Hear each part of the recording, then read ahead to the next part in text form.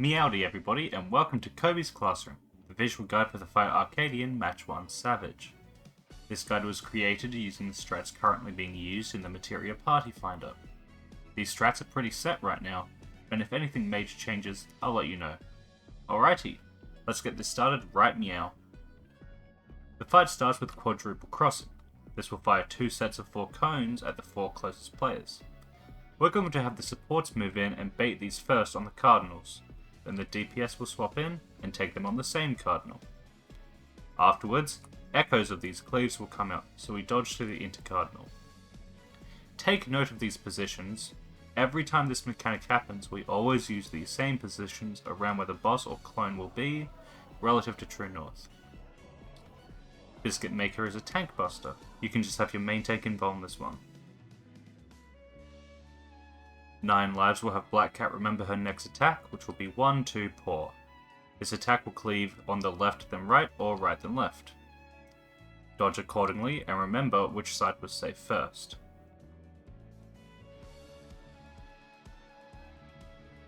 She's going to spawn some clones and imbue them with the same left-right cleaves, and we need to dodge in the same way. As the next 9 lives cast starts, these will go off, so in this case we start on the right of both clones, then move to the left of both clones. You can just move through the middle after the first set of cleaves to end up at the second safe spot. Immediately after, we get either quadruple swipe, which is partner stacks, or double swipe, which is light parties. Handle this accordingly. And she's going to imbue a clone with the light party or partner stack mechanic for later.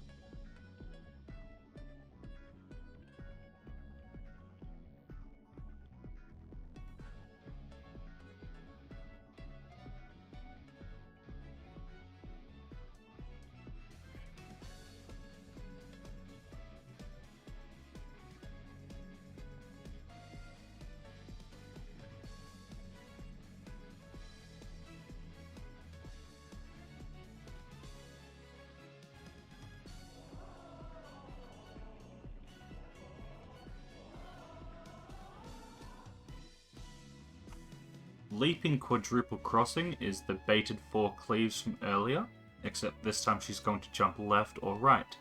Just do the spread around the new mark, and handle exactly the same way as the first one. At the end of the second cleave echoes, we'll get the light party or partner stack that was stocked earlier.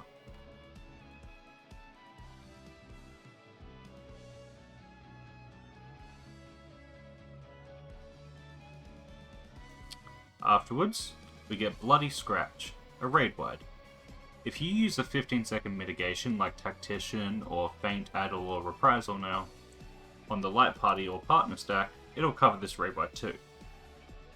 Next up is Mouser. This is the mechanic where she telegraphs what tile she's going to hit and break any that she hits twice. There's always going to be 2 safe tiles out of the center 4. One tile will be the tile that's hit 5th, the other one is diagonally opposite it. So we just count 1, 2, 3, 4, 5. So the southwest tile was hit 5th, and so it and the northeast middle tile are safe. Then we just stand on it, move into the first tile that's hit, then onto one of the safe tiles once it's hit.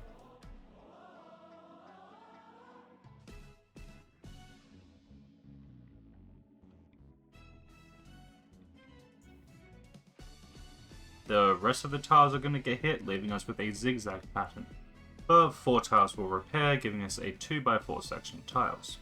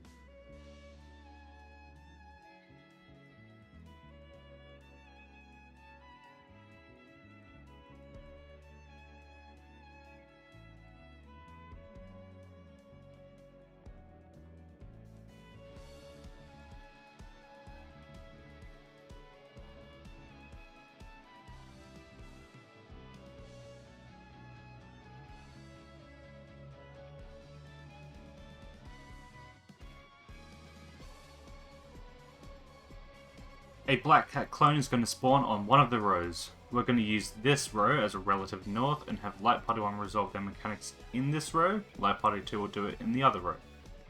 There's 2 types of punches the clone can do depending on her wind-up animation. This one is an uppercut that will knock you back 1 tile width in the direction you're facing. And this one is a down punch that will just slam you on the tile you're standing on. I wouldn't bother dealing with checking these animations every time though, because if you stand in one corner of a save tile and aim at the opposite corner, then even if it's the uppercut hit, you'll still land on the same tile. Just a little bit of the Pythagorean theorem for you. So the players dealing with these punches will be marked by a paw above their head, one at a time, and all of the same roll. Try and let the melees have the inner save tiles and the range take the outer tiles for uptime. Each time someone gets hit, it's going to do a T-shaped knockback AoE, emanating from the tile they were standing on, so just don't be adjacent to it. There's always 2 types of one punch, and 2 types of the other punch, so if you notice that the first 2 were uppercuts for example, then you'll know the second 2 will be slam punches.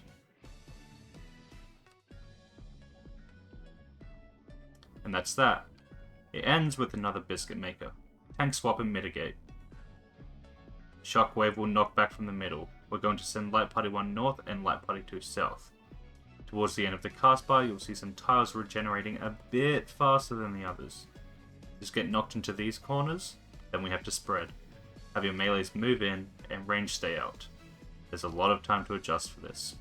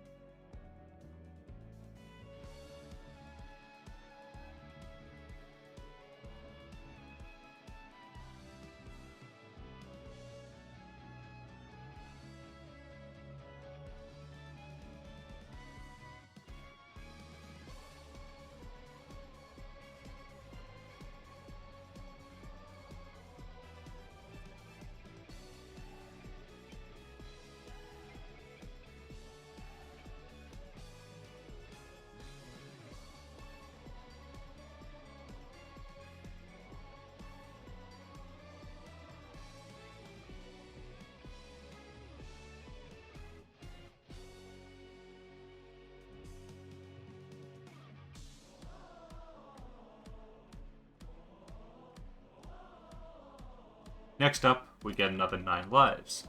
This will be the hardest mechanic in the fight, but once you get past it, you should be pretty clear. She's going to jump right or left, and cleave right or left. Dodge accordingly around the mark. She'll then imbue the jump and the cleaves into a clone, so you have to remember which direction it jumped and what side it cleaved. I like to write in chat what waymark the clone will end up at when it jumps, and whether we have to start towards the inside or outside of the arena for the cleaves.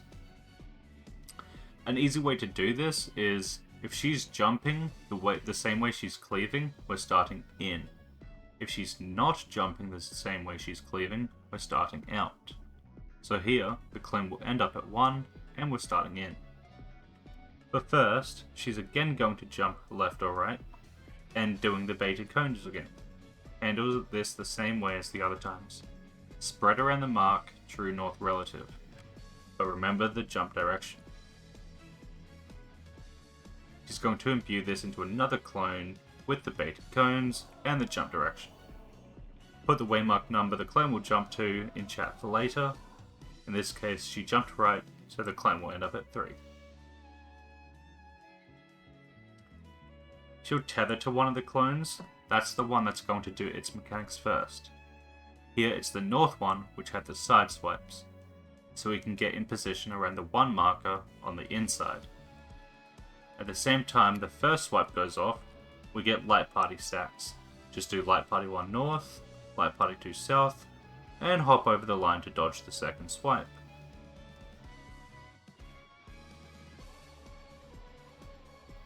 Alright, since that clone went off first, we know we have to deal with the other one now, so we can get in position around the 3-way mark. Again, the order the clones go up is random, so just make sure to pay attention. This time, during this mechanic, 4 players of one role will get some markers above their head. They just have to start out, and the other role starts in. Here the supports have it, so the DPS just have to take their first hit. The marked players will get hit with some AoEs, swap like normal, and then the other role gets the AoEs. And that's the whole mechanic. It'll take a few tries to get down, but if you know what to expect coming up, it's very manageable.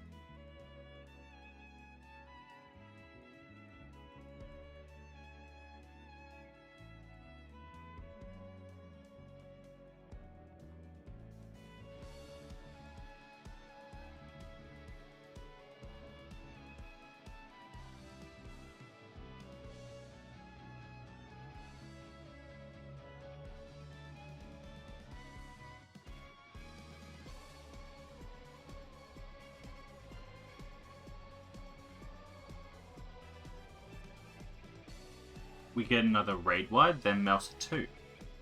Deal with this the exact same way as the first one. This time, the roll that wasn't punched the first time will get hit. Supports were hit first here, so all the DPS would deal with this one. However, at the same time the boss will cast one of 2 things. Splintering Nails is a roll-based cleave. We just do tank, then healer, then DPS, looking at the boss. And Overshadow is a party stack. Just like the punches, she'll do 2 of one type and 2 of the other. The order is random, and that's that. We get another Biscuit Maker for the tanks to swap, then Shockwave to knockback and spread. Nearly finished. Raining Cats is the second last mechanic. We're going to have everyone behind the boss, with the melees in front, the tanks in D4 on the hitbox, and the healers in D3 a bit further away. The 2 melee are going to take a tether and go northwest or northeast. they'll be hit by a cleave, and the other two groups will be hit by a tornado. Then the tanks just swap with the melees, and after the tanks take this hit, they can just use their Invuln for the last two hits. Alright, this is the last mechanic, Copycat. You can just skip this with good enough DPS if you're playing perfectly. A clan will spawn in the north and telegraph where it's going to jump around. The boss will start to telegraph a 1-2 pour. You can try and dodge this in the north or south to make dodging the boss cleave a bit easier. But honestly, I just dodge the circles and eat the cleave. It does about half HP and it gives you a small dot that you can just heal through.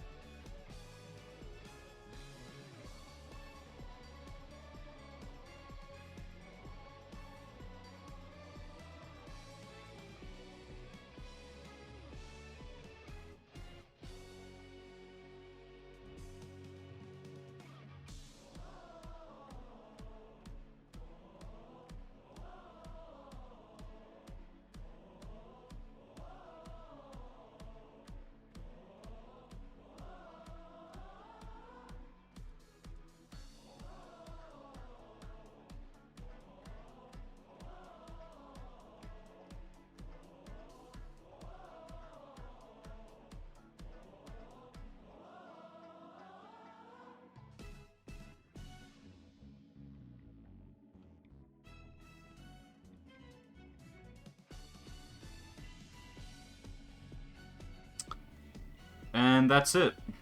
This final Mouser is in Rage, where she'll hit every tile twice, causing you to fall into the void. If you manage to clear, congratulations.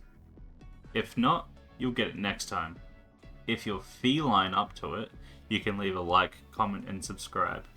Follow me on Twitch or Twitter at BigKobeLive, and I'll see you all next time. Peace.